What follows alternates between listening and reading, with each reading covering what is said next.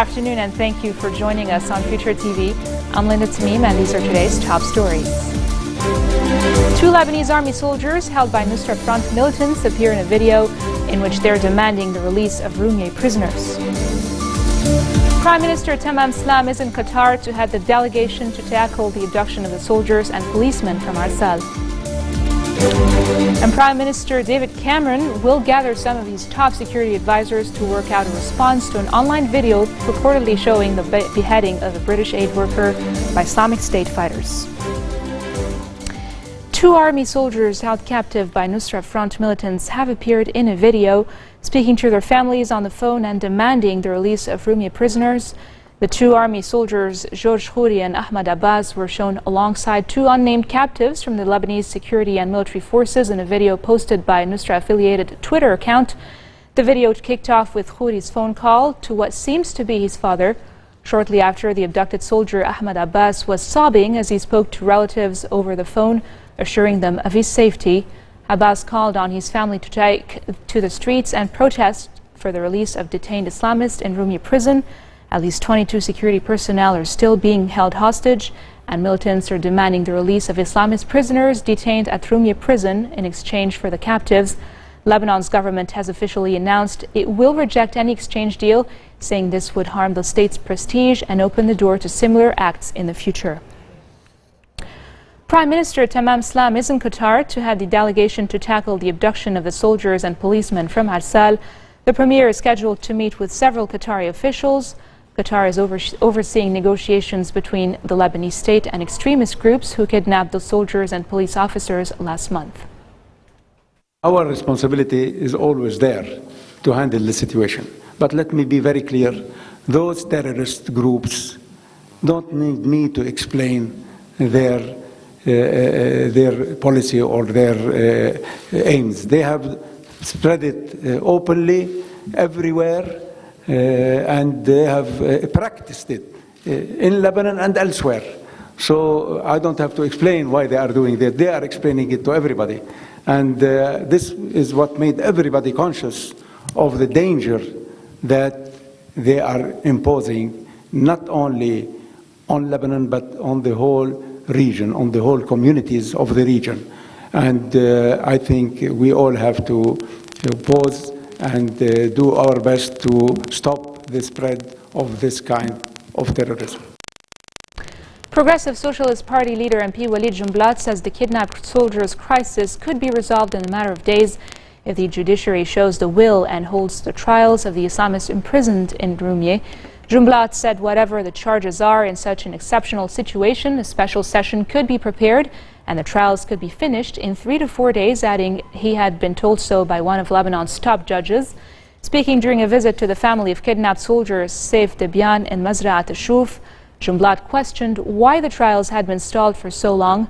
Jumblat has been vocal in calling to speed up the Islamist trials to resolve the matter of releasing the troops kidnapped by the Nusra Front and ISIS during the Arsal clashes.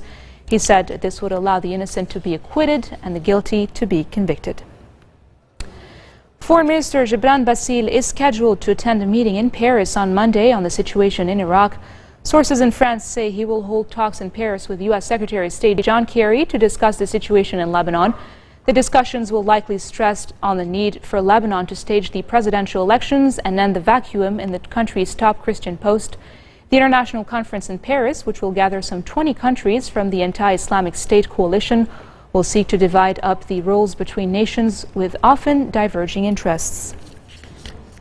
British Prime Minister David Cameron is to chair a meeting of the government's Emergency Response Committee to discuss an ISIS video showing the beheading of British aid worker David Haines. ISIS militants fighting in Iraq and Syria released the video this weekend. Reuters could not immediately verify the footage, but the images were consistent with those of the filmed executions of two American journalists, James Foley and Stephen Sotloff, in the past month. Cameron called the murder an act of pure evil and vowed to bring the aid workers' killers to justice. Haines' purported executioner appears to be the same man who featured in videos with Foley and Sotloff. The man, nicknamed Jihadi John by Western media, seems to have a British accent. Cameron has faced calls from some of his Conservative Party lawmakers to authorize British airstrikes against ISIS, and has said he is ruling nothing out apart from putting combat troops on the ground. And coming up next, filmmaker Yasmin Ghraib is in our studios talking about her upcoming short film. Stay tuned.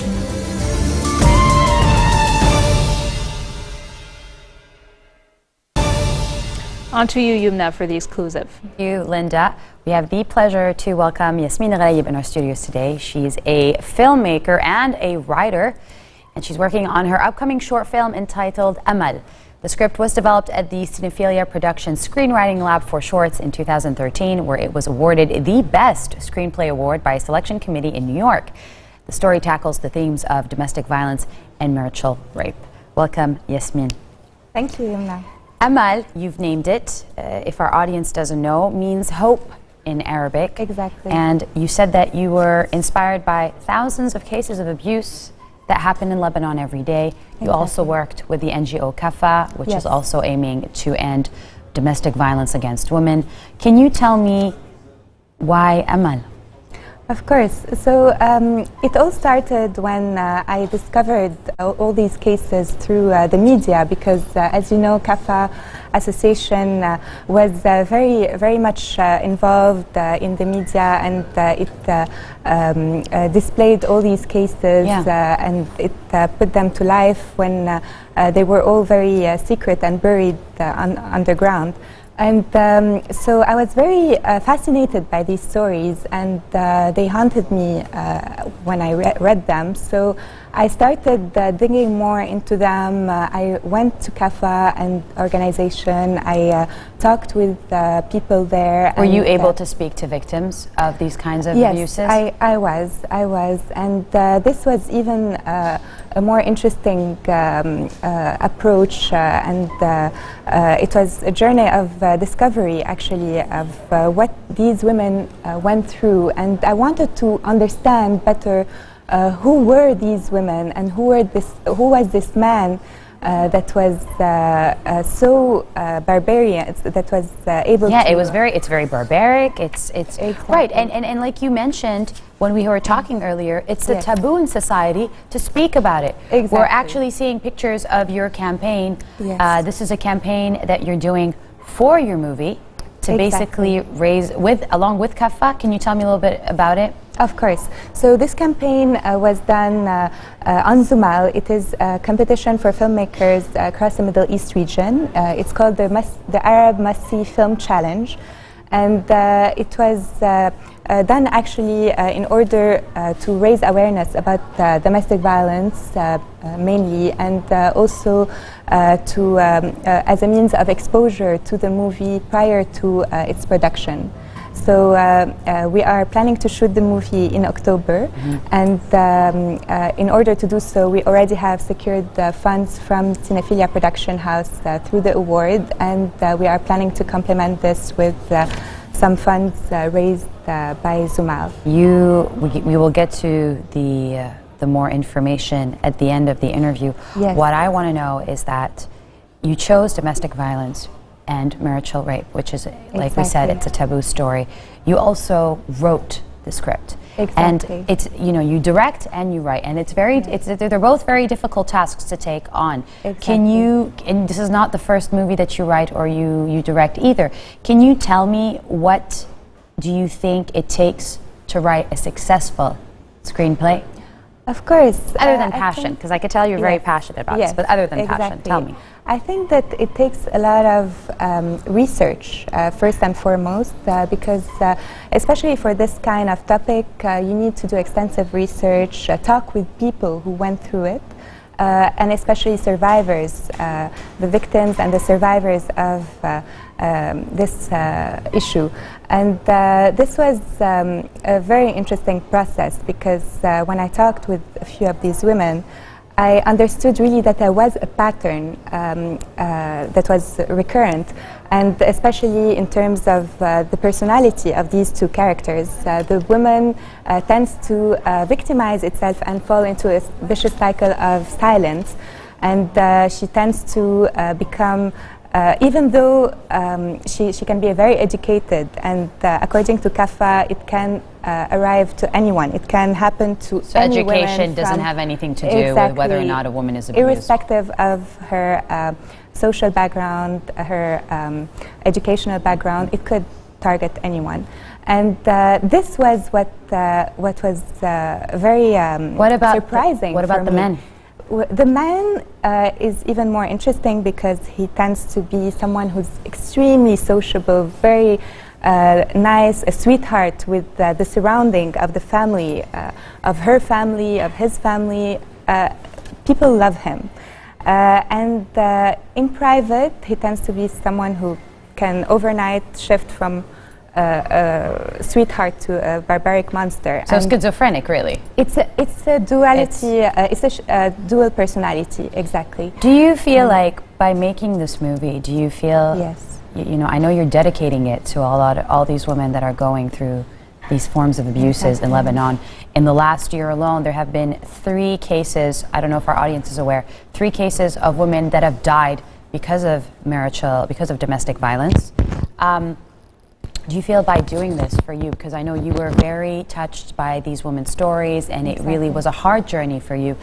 Is it like therapy for you in order to do this? What is the point? What's the goal of doing a movie like this? Is it to raise awareness?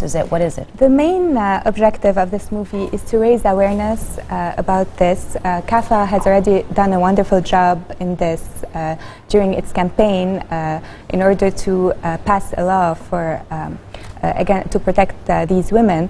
However, there is still a lot of things to do, and there is room also for hope for these women. So I wanted to tackle especially this subject to show that there is a window of hope, and the solution is not always to be introvert and to not talk about it, because this would actually make things worse. And these women tend to enter this vicious cycle of silence because they want to protect their family, their social image, and they want to protect their children, obviously. And this is what this movie is about, because the character of Amal is a woman She's the main character in the movie. Exactly. And she is pregnant. She has already a child. And she is facing this dilemma. She is entrapped. Now, as a director, the movie you start shooting in October. Am I right? Exactly. So when does the post-production end, and we're able to actually see this? Because you're going to have to come back and tell us about it when it actually comes out. When is it going to come out? Okay, so we are planning to do post-production all the way from November till December. So the release date is expected in December. Okay, which would be a year after the last victim died of domestic violence last year. I believe they were within a period of 3 months, 3 women had died.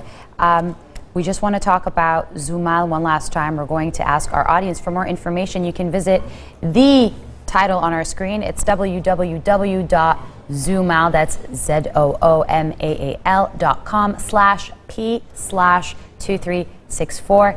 Thank you, Yasmin Ghraib, for being with us. That was director and filmmaker Yasmin Ghraib talking about CAFA and the issue of domestic violence and marital rape. Back to you, Linda. Thank you, Yumna. This marks the end of our bulletin for today. Now for a reminder of our top stories. 2 Lebanese army soldiers held by Nusra Front militants appear in a video in which they're demanding the release of Rumia prisoners. Prime Minister Tamam Slam is in Qatar to head the delegation to tackle the abduction of the soldiers and policemen from Arsal. And British Prime Minister David Cameron will gather some of his top security advisors to work out a response to an online video purportedly showing the beheading of a British aid worker by Islamic State fighters. Those are your top stories from us here at Future Television. We'll be back again tomorrow with more updates. Tune in.